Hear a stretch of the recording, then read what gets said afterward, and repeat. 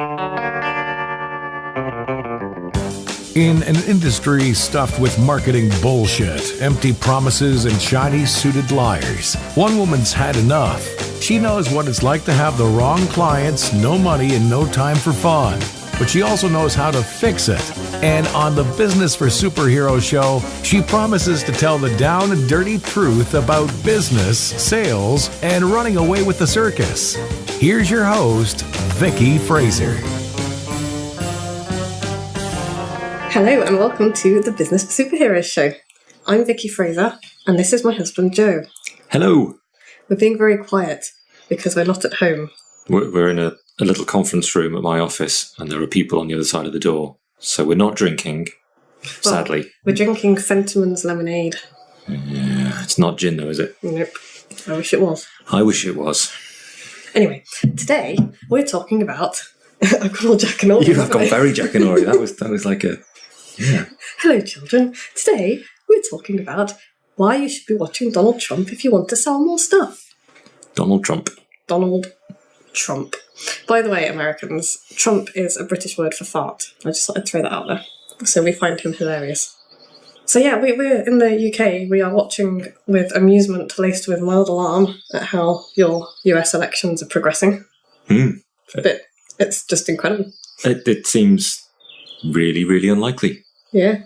This, by the way, is not a podcast about politics. I couldn't really give a shit, to be honest, about much of anything. But yeah, but he did say that he wouldn't rule out nuking Europe. What? Recently. Did he? Yeah. He's finger on the button. He's there. Oh, I give a little bit more of a shit now then. Yeah. Mind you, we're leaving Europe soon, so maybe we'll be okay. Okay, so yeah, basically we're really surprised. The whole of the UK just pretty much gobsmacked that Trump has got this far, because it's like watching, I don't know, what's it like watching it's like watching Laurel and Hardy. It's bad, isn't it? Yeah. I should also apologise for my squeaky voice. I've been so ill the last week. There will be an occasional cough. Sorry. From Vicky. Yeah, this is why we're doing this podcast a little bit later, because I was basically too ill to do it earlier in the week. Yeah, you'd had to cut out a cough between every single word if we'd recorded this a couple of days ago. Yeah. So anyway, Donald Trump. This is not. Don't mistake this for a political podcast. It's not. So I don't want any of your whiny emails about how I'm the devil incarnate for being this, that, or the other, because I don't care. Well, I kind of do, but this isn't that's not what this is about. There is no political comment in this criticism of the lunatic known as Donald Trump. Yeah. In fact, it's not really a criticism. It's well, I suppose in the correct term of the word criticism it is, because we're looking at what he's doing and how he's doing it. And that is impressive. And you need to pay attention, because it's persuasion, it's sales. It's cool. So he's just, I don't know, he's just a buffoon, isn't he? Somebody described him as a rodeo clown. And that kind of made me laugh, because he is a bit like a rodeo clown. Yeah. The buffoon. He is incredibly ignorant. I mean, and like Joe said, he's going to nuke Europe, apparently. And, when asked about nuclear proliferation, if you read the answer he gave, it's literally random words strung together with rhetoric. Yeah. It's alarming and amusing. With a God bless America at the end of it. Yeah, no, make America great again. Make America great again. Yeah. So logic, reason and intelligence would utterly destroy Trump's candidacy if we lived in a logical, reasonable and intelligent world. And we don't live in a world that's anything of those things. Very quiet. Joe says I'm very quiet. I think you're very quiet there. I think you drifted off into near silence. Okay, well, I didn't say that much interesting anyway. So yeah, let's have a look at the people who have won the American presidency in the past. It's been people with charisma. And there have been people predicting that Trump is going to win this presidential election because he is by far the most charismatic of any of the candidates. And he is. Right. For all his faults, he is, which is a bit frightening. But Obama had more charisma than John McCain and Mitt Romney. Mm-hmm. As well as, he had the new, this is what I'm going to do, it's new and blah, blah, blah. And then there was the Shrub, was like the plain talking cowboy. That's Bush, by the way. Bush 2. Bush 2. And then there was Ronald Reagan, who was funny and charming and witty, and he was already really famous because he was an actor, wasn't he? He was a movie star. He was a movie star. And so he was, I mean, that's kind of typical of American politics as far as I can see. It's all about kind of fame and movie star. And yeah, it doesn't really matter what you say as long as you're liked. yeah. And I read somewhere that somebody said that Abe Lincoln would never get elected today because he's too ugly. Okay. Which may or may not be true, but that was the window slamming shut. I'm going to just close the window. Okay. So... Yikes. And then there was, Bill Clinton, who was, smooth and charming, and he built relationships with people. He did build relationships with people. Some people that he shouldn't have. He was definitely a relationship builder. Yeah. But the point about Trump is, he is like a larger-than-life rodeo clown. But that's who he is. Do you think that's who he is, or do you think that's his persona for getting elected? I don't know, because he's always been like that, hasn't he? I mean, if you look back at his old videos and his old marketing and stuff like that, that kind of, whether that's the persona that he's built over the years, I think it's so much him now that it's basically him. It's basically him, yeah. I mean, because you could say everybody has a different face depending on who they're with. Oh, yeah, sure. So, but you can't really accuse Trump of being deceitful, or because he isn't. He's just random. He doesn't even need to try and be deceitful, because the more ridiculous he is, the more people like him. It's ridiculous. It's just crazy. Yeah, because he basically doesn't give a shit what anybody thinks. And that is really, really powerful and really refreshing in today's age of, shiny-suited liar politics. Because most politicians are untrustworthy. Whether they are or not, they seem it. Yeah, I guess it's difficult to say anything when you're desperately trying not to upset anyone. Yeah, and that's the thing. Trump doesn't care who he upsets. And so, it's polarization 101. You've got people who absolutely can't stand him, think he's the devil incarnate. And then you've got people who love him and hang on to every word. Okay. And that's a first really powerful lesson that you can take from Donald Trump. Polarization. Be yourself. So, anyway, we're going to be looking a little bit more about why you should be studying him if you want to sell more stuff more often to more people. And if you think that you should be ignoring him because you can't stand him, then that's very, very foolish, because you need to study how he positions himself in his brand and how he promotes himself. Just because you hate him and everything he stands for doesn't mean that he hasn't got anything worthwhile looking at. Yes, apart from anything else. The content might be awful, but the delivery certainly works. Yeah, the delivery works like gangbusters. It's amazing. And, plus you should be looking at him because his hair, man. It's difficult not to look at his hair. Yeah, it's like have you seen those memes where his hair's got a life of its own and it's like a guinea pig? Yeah. Which is a bit mean, but again, he doesn't give a shit about that stuff either. Clearly, otherwise you'd get a haircut. Or a new wig. Yeah. So yeah, I mean, you can also look at his business background as well. I mean, you can argue that he actually might not be a successful businessman, because hasn't it been said that if he'd done nothing with his dad's money, he'd actually be richer today than he is now? I'm not sure if that's just a Facebook meme or if it's true. Yeah, it could be untrue. I don't know. But the thing is, he's buggered up a lot of businesses over the years, but he's still like a multi-billionaire. He's still a very, very successful man. And you can understand how people might look at that and think, well, maybe he can make America great again. Maybe he can. Anyway, logic and reason, and that be damned, because we don't, and I don't know, I think we've talked about this before, haven't we? How we make decisions based on emotion and not logic. Sure, yeah, we have. And so, yeah, we don't decide based on facts and logic. We don't decide anything. We might use them later to justify our decisions. But that's not why we choose. No, we make split-second emotional decisions. And Donald Trump is probably the most emotionally connected candidate in the presidential race ever, I would say. Because... maybe not most intellectually connected. Well, no, but that doesn't matter when it comes to votes. That's the thing. When it comes to people taking action. The thing is, our brains don't... Humans are lazy. All of us. Our brains do not want to work hard. They will always take the path of least resistance. And if you try and get people to think critically about stuff, they won't do it. It's like, that's why there's so much stupid on Facebook. The bloody memes about, this month Mars is going to appear as big as the moon in the sky. And it takes literally 3 seconds of critical thought to realise that not only isn't true, but would wipe out all life on the Earth. It still got around Facebook. It did still get around on Facebook. And people that I know on Facebook shared it. And I'm like, how can I know people who are this stupid? But the thing is, they're not stupid people, which is why it's so baffling that this stuff takes hold. And it's just because our brains take the shortcut, the emotional shortcut, rather than the critical thinking long cut.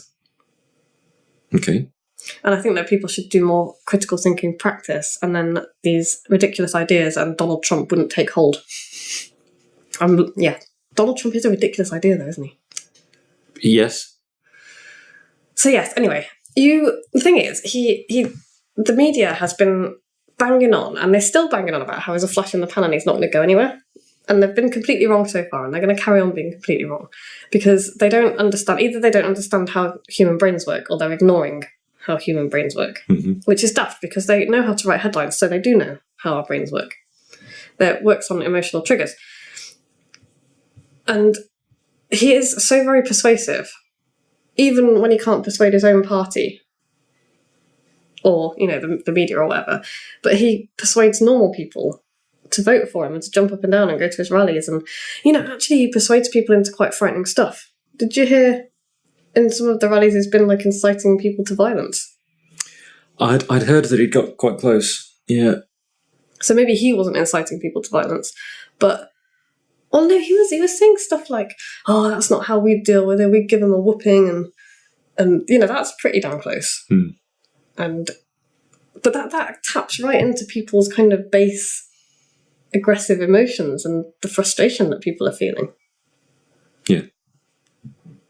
I don't disagree. Yeah. So let's have a look at how he does it, because he's very clever at persuasion. He knows an awful lot about it, and all politicians should be paying attention to this because then. So you think he's doing all this consciously? I don't know. Maybe. Because that's really. But he's a smart nasty marketer. He's a smart marketer who knows how to make sales. And so whether it's conscious or it's just become an unconscious thing, because when you've been working in marketing and persuasion for that long, it must become unconscious to a point. I think there must be a certain amount of calculated. Yeah, I guess so. It seems. I suppose if he's had lots of success in the past, just being himself, and people, he's realised that people like him when he is himself. That he could just go on stage and be himself, and people will like him, and that's the strategy. But it does seem. Oof. Yeah, it doesn't seem to matter what he says. Is the point? It's more the way he says it, and that's the thing. So one of the first emotional triggers. So emotional triggers are what he uses basically. They're the shortcuts that our brains take to make decisions. Right. The smart persuaders don't make people think, because when you make people think, they don't make decisions. They tap into our emotions, where we make decisions very fast and very intensely. And so the first thing that he does is differentiation. So you don't get much more different as a presidential candidate than Trump. He is so unpresidential. It's untrue. He's not a politician. But he doesn't tell you that he's different like a lot of people do. So, a lot of politicians will be like, "Oh, I'm different. I'm not like this one." Yeah. And they're all the same. Yeah. They are all the same. But Trump is blatantly different. Everything about him is different. And, he's a shocking and amusing example of different. And he gets a lot of criticism, but being inauthentic is not one of them. And being the same as everybody else is not one of the things he gets criticised for. So that's the first thing. He's surprising. And if you can surprise people, you'll get their attention. Look how much media attention around the world is devoted to Trump. Absolutely. Is it valuable media attention, or is it just people pointing and laughing? Well, I don't think it matters. I mean, the old saying that there's no such thing as bad publicity is not entirely true. But he's being talked about more than anybody else. And that's not a bad thing in and of itself. Yeah, I guess. Because, the other candidates are Bernie Sanders and Hillary Clinton, aren't they? But I don't really know the names of anybody else. Yeah, nobody else was in the race. No, Ted Cruz, but he literally is the devil incarnate. No, he is, seriously. Anyway.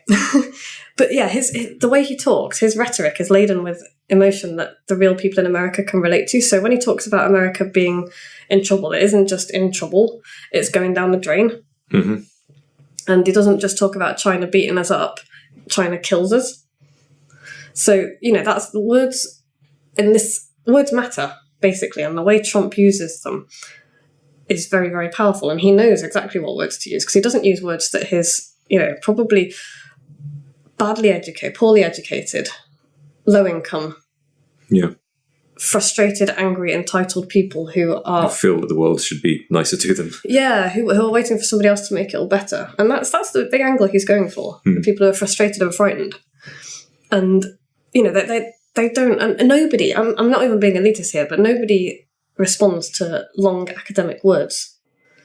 You might understand them, but if you use short, sharp, emotional words, then everyone will understand them and they'll have an impact. Mm-hmm. And Trump knows that, and that's why he uses words like, going down the drain, and, it's all monosyllabic. And although I reckon that a lot of Trump supporters aren't particularly bright, it doesn't necessarily mean that they're stupid if they fall for this stuff. Because I don't actually, people are people. And as I say, you don't use logic and reason in the split-second decision-making process. Sure. You just use your emotions. And, if you're told that something is going to be extremely troublesome, then you'll be like, it just takes time for your brain to process that. Whereas if you say, this problem is going to send us right down the shitter, is far more instantly understandable than this problem could be really troublesome. Yeah. And, even just simple stuff like that. And you can use this, by the way, in your everyday conversations with your children, with your partners, with your boss. If you want to persuade somebody to do something, make them feel something. Use short words. Use short words. Use simple. As Winston Churchill said, use simple words that everyone knows, then everyone will understand. Okay.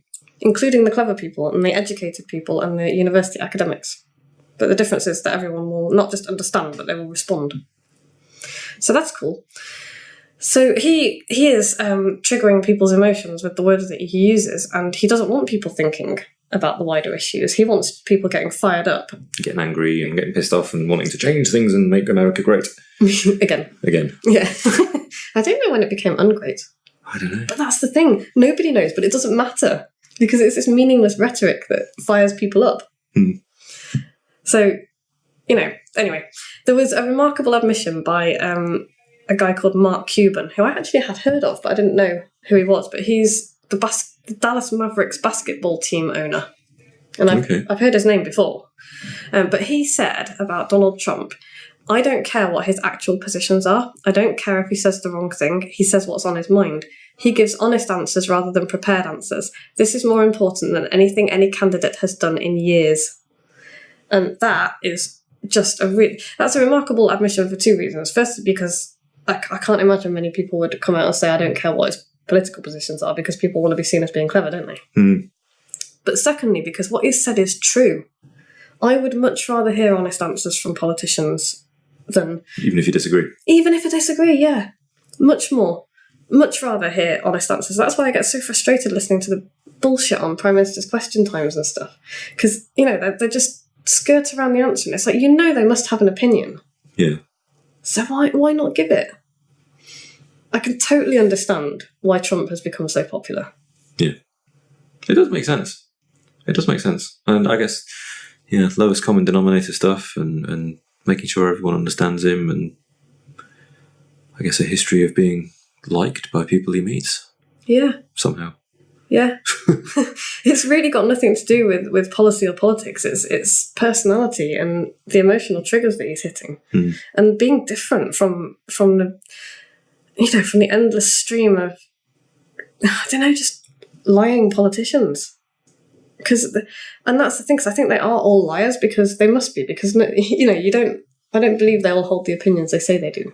No. And half of them don't have opinions, as far as I can tell anyway. They're just saying what they think. I don't know. Yeah, wins the votes or makes them get the next promotion. Which is ironic, because what would win the votes would be being more like Trump. But it would also get people in foreign countries mocking on blogs, much like this. Yeah, but that's the thing about America. America has always been very insular. They don't care what the rest of the world thinks. And I'm not mocking Trump, not for a second. I think what he's doing is just I'm gobsmacked. I don't want him to win because I think that would just be horrifying. But, compared to the others, he is by far the most interesting candidate. Sure. And there's a lot to learn from him and very little to learn from the others. That's a frightening thought. So that's the first emotional trigger is kind of differentiation and just being yourself.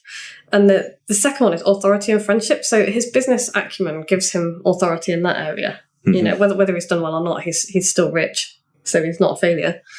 And he looks like he actually can make America great again in terms of finances. Mm-hmm. I'm not sure he would, but he's also kind of a good old boy from next door. So someone that your average Joe can kind of relate to. He blunders along and because of his language and the way he he reminds me a bit of Boris Johnson, but yes, yeah, I can see what you're saying. Yeah, but he does live like an elitist because he's rich and he lives in a mansion and all the rest of it. But he isn't one. He's very real. And that's quite important. And he's deliberately appealing to a group of people as well who are easily alarmed and who don't want to be put to the trouble of thinking. And that they're people who are, and this is not me picking at them either. They are angry, frustrated people who are disillusioned with, the American dream or whatever, because it hasn't delivered what it promised. And those are the people that Trump is appealing to, and there's a lot of them. Yeah, it's going to get the votes, isn't it? It is going to get the votes. So he doesn't use statesman-like words that kind of make people feel stupid, and that's the other thing. Politicians, I think, quite often make people feel stupid because of the way they talk. I guess if you've got really highly paid, really well-educated speechwriters, making sure that everything that comes out of your mouth sounds amazing, you just sound really abnormal.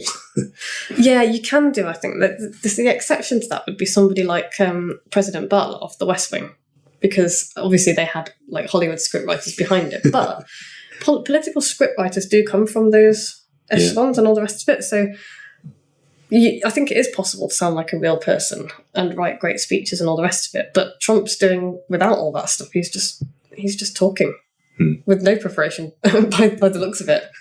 That must be surely there's somebody back there. I don't know. He's probably got some guys in baseball caps sitting in a bar writing his speeches. Maybe. I don't know. Anyway, so yeah, he's appealing to a certain group of people, which is why I think his kind of racist, misogynistic, xenophobic speeches and comments are so popular, and why there isn't more outrage among his voters. And we're definitely not saying here be racist, xenophobic, and misogynistic, because that's horrific. But he is using that to get the votes that he wants from the section of society that he wants them from.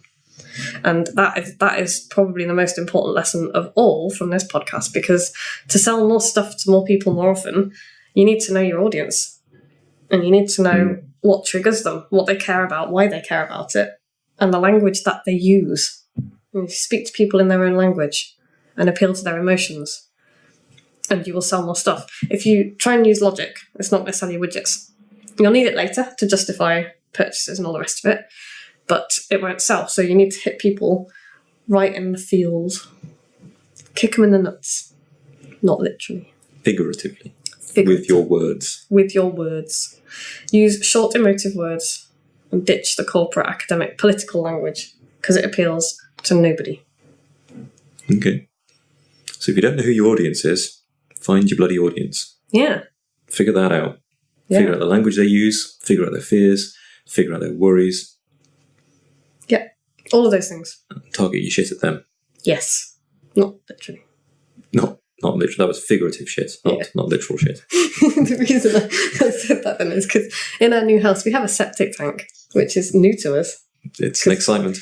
It's an excitement is one word, yes. And tomorrow we've got a man coming around to look at it and tell us all about it. And empty it, possibly. Yeah. Yeah. We at the moment we're lifting the lid and counting bricks and running pumps and things. Just what you were going to say we were counting then. None of that. Moving swiftly on. Anyway, so yeah, all of that cool stuff we just talked about. Study Donald Trump, study his language, study what he's doing. You will learn a lot about persuasion and sales from it. And also probably get a bit of a laugh. And also just cry if he ever gets elected. Well, I don't know. They can't elect him, surely. I don't know. I'm intrigued. I almost want him to be elected because I'm intrigued. Nightmare. Can you imagine him sitting around on a big table with, Putin and... Oh my God, can you imagine if he and Putin got together? Oh, they'd probably just arm wrestle and decide who wins the world. Probably would. Putin would be bare-chested on one of his horses, and Donald Trump would be bare-chested on a... I don't know, what they're called? Bulls, rodeo bulls. Yeah. Crikey. There's a picture that's not going to shift. Wrestling. Mud wrestling. You're welcome, listeners. So in the next podcast, there's going to be no Joe. Oh, isn't there? No. Why? What? I'm interviewing the mouth of the Midlands. That's not me.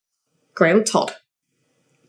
Cool. Yeah, he is going to persuade me. No, he's not, because he's just not going to be able to. He's going to attempt to persuade me why I should give networking a go, because networking is something I would rather stick pins in my eyes than go networking. What do you call networking, though? How do you define networking? What's he calling networking?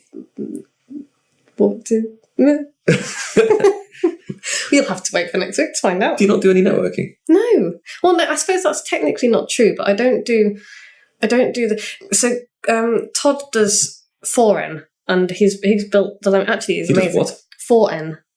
4N? For networking. It's called 4N. It's like the biggest networking group in the UK. Okay. It's not BNI. BNI is woeful.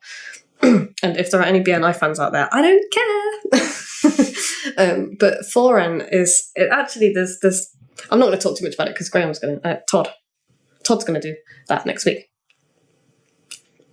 His name is actually Graham Todd, but everyone calls him Todd, and he calls himself Todd. And anyway, I'm digressing. But yes, we'll be talking about networking, and he will be trying to persuade me that I should go along and do some, and I will be saying no. Okay. And then you arm wrestle? Probably not, because he's going to be in Warwickshire, and I'm going to be in Herefordshire. Yeah, it's like techno and shit. Yeah, techno shit. Techno, cool. So yeah. So I get a week off? You get a week off. What am I going to do with my half hour free, do you think? I might go to the pub. You could go to the pub. Excellent. Cool. Okay, so yeah, study some Graham Trump. No. No. Graham Trump. Graham Trump. Todd, I'm so sorry. Study some Donald Trump. Tune in next week for... He has got similar hair. He has not. He has not even remotely similar hair. Tune in next week for me and Todd talking about networking.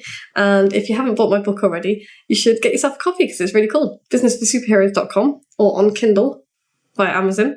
If you have a Kindle copy, send me an email with the receipt and your mailing address, and I will add you to the Business for Superheroes Club, which is free, and you get a bunch of cool stuff and a newsletter every month. Blimey. You don't get a bunch of cool stuff every month. You just get a one-off bunch of cool resources, but you get the newsletter every month. Nice. Yeah. Right. Thanks, Joe. That's it. No problem. Bye. See you all soon. Like what you've just heard? Tell your colleagues, tell your friends, send them to www.businessforsuperheroes.com/podcast.